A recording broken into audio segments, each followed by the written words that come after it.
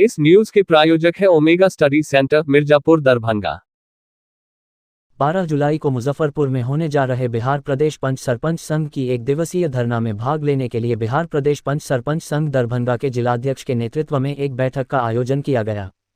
बैठक में वक्ताओं ने कहा कि अपनी 11 सूत्री मांगों को लेकर हम लोग कई महीनों से आंदोलन कर रहे हैं, लेकिन सरकार हम लोगों की मांगों को अनसुना कर रहे हैं। अगर सरकार हम लोगों की मांगों पर जल्द विचार नहीं करती है तो हम लोग सड़क से लेकर सदन तक आंदोलन को तेज करेंगे।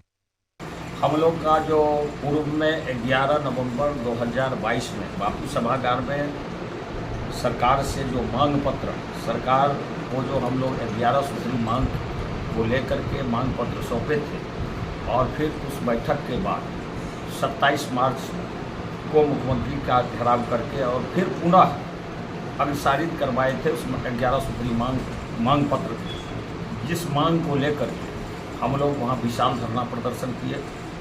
और आज के डेट में सरपंच लोगों पर झूठा मुकदमा का इल्ज़ाम, अत्याचार, बहुत तरह का प्रताड़ना सरपंच लोगों को झेलना पड़ता है। लेकिन आज के स्थिति में बिहार सरकार की तरफ से किसी भी प्रकार से सर्व सुविधा संपन्न सिर्फ और सिर्फ पंचायती राज व्यवस्था में सरपंच को नहीं बनाया गया।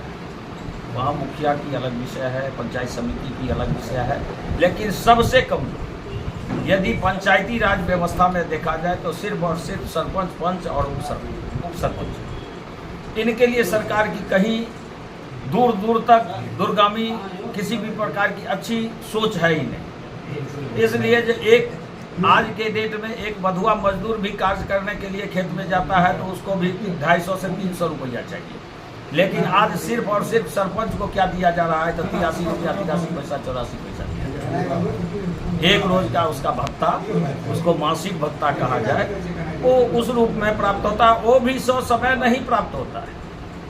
इस तरह का विषय है सरपंच लोगों के साथ। लेकिन सबसे कार्य यदि किया जाता है तो सरपंच ही पंचायती राज व्यवस्था में सबसे ज्यादा कार्य सरपंच ही करने का कार्य करते हैं, चाहे वो दिन हो चाहे रात। इस तरह से अवमानना किया जा रहा है सरपंच। इसी सारी विषय वस्तु को लेकर के हम लोग अब प्रमंडल स्तर पर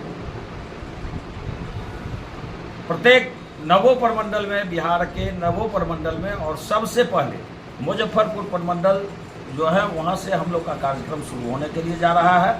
और आगामी नवो प्रमंडल में पूरे बिहार प्रदेश में हम लोग की अच्छी से अच्छे कार्यक्रम और अच्छा से अच्छा जोरदार तरीका से हम लोग आवाज़ उठाने के लिए जा रहे हैं। और हम लोग सड़क से सदन तक लड़ाई लड़ते रहेंगे जब तक कि हम लोग की 11 सूत्री मांग पूरा नहीं हो जाता है। देखिए 11 सूत्री मांग में हम लोग का पहले भी आपको 11 नवंबर को हम लोग 22 तारीख को 2022 में हम लोग पटना गए थे बापू सभागार में। वहाँ अपने बिहार सरकार पंचायती राज मंत्री गौतम जी हम लोग के सामने आए।